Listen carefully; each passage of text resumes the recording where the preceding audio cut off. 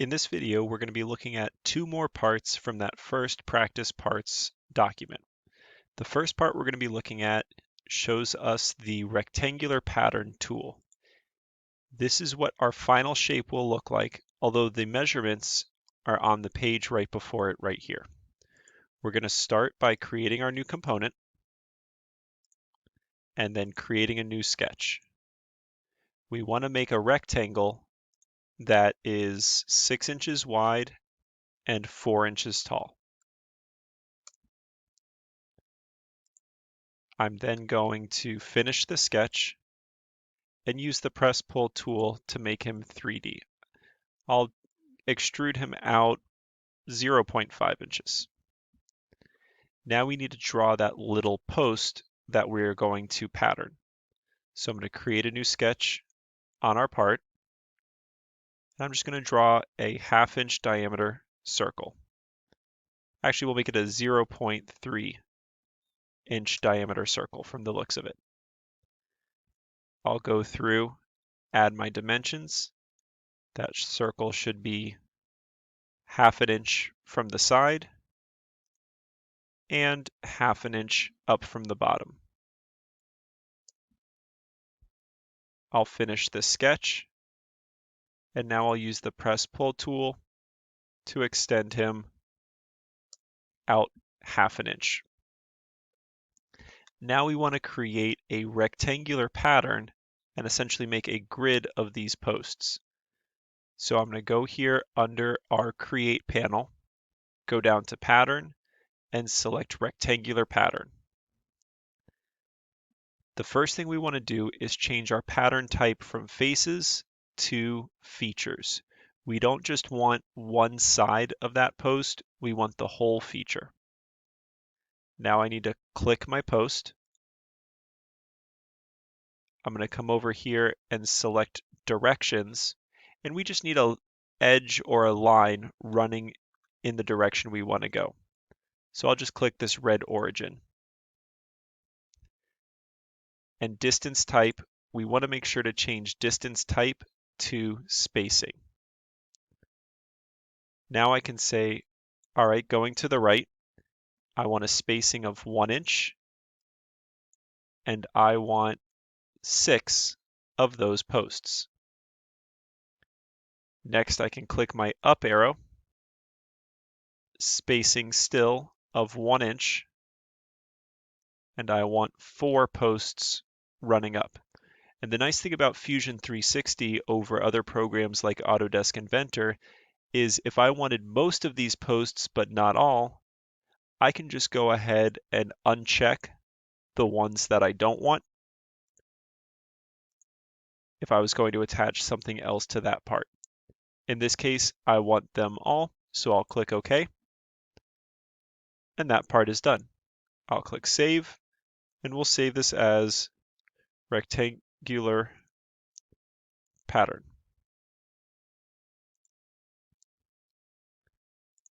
We'll click New Design, and now the next part we're going to make takes a little bit more time. We're going to go through and make this base plate for a button maker. So let me get our measurements just a little bit larger here.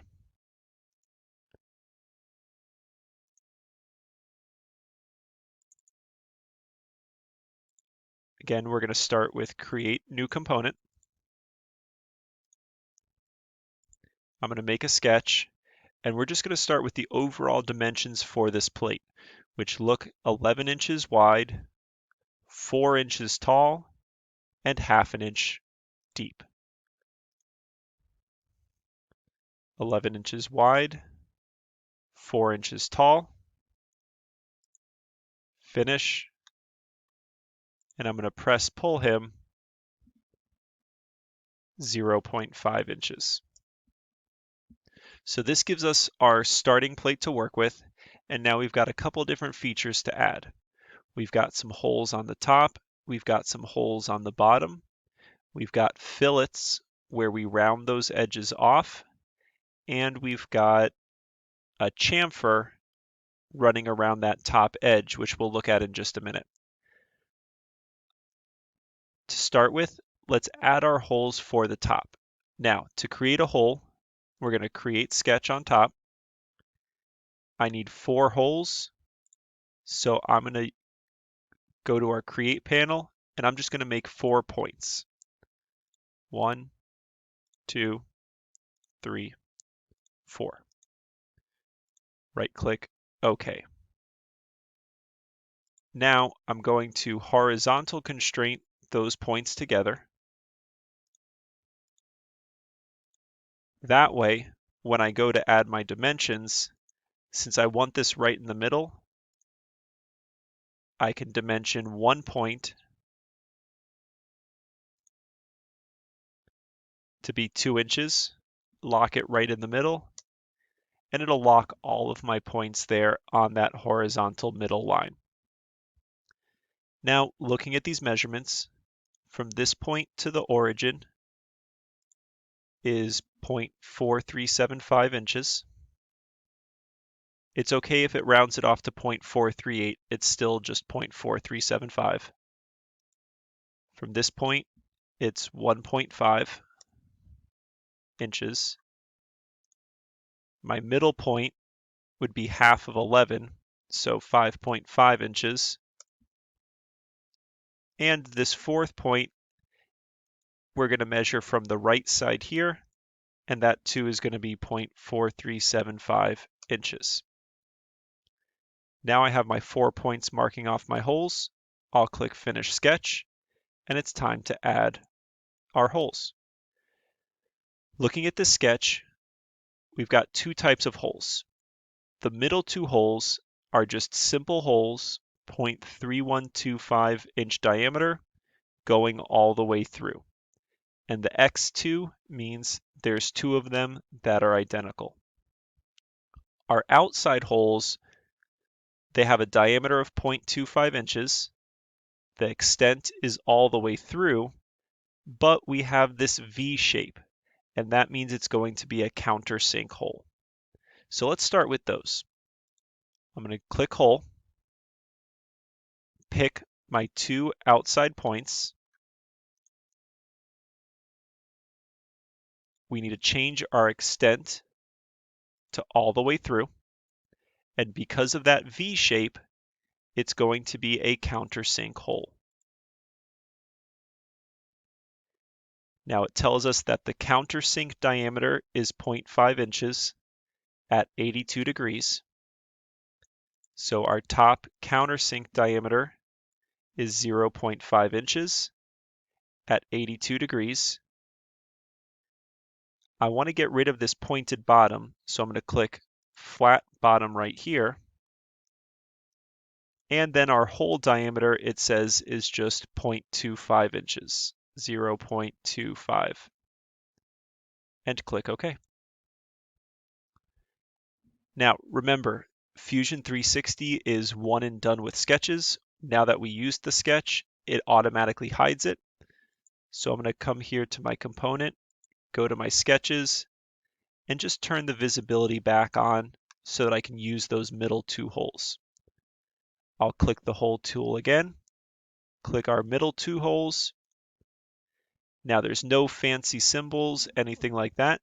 We just need a simple hole going all the way through. So my extent will be through all. Hole type will be nice and simple. And it says that my diameter is 0.3125 inches.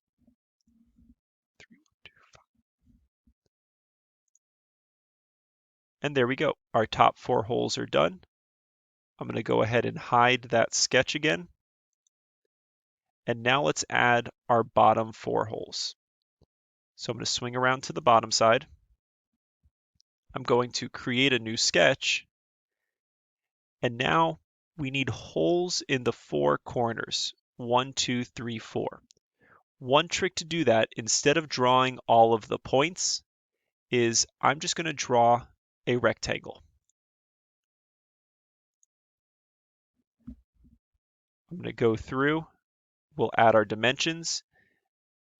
Those should all be 1/2 inch from the edge.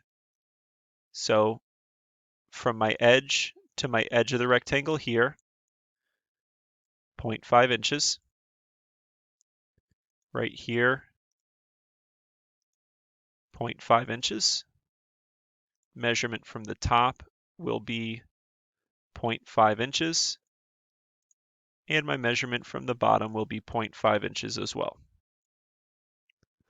Now I'm going to finish my sketch, and one trick we can use to create holes is I can just use the corners of a rectangle.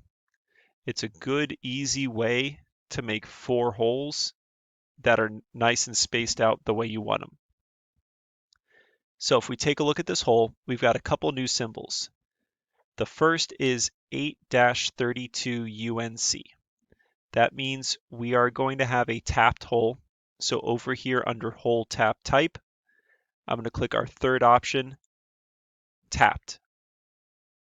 I can come down here, find our size, number 8, and our designation 8-32 UNC.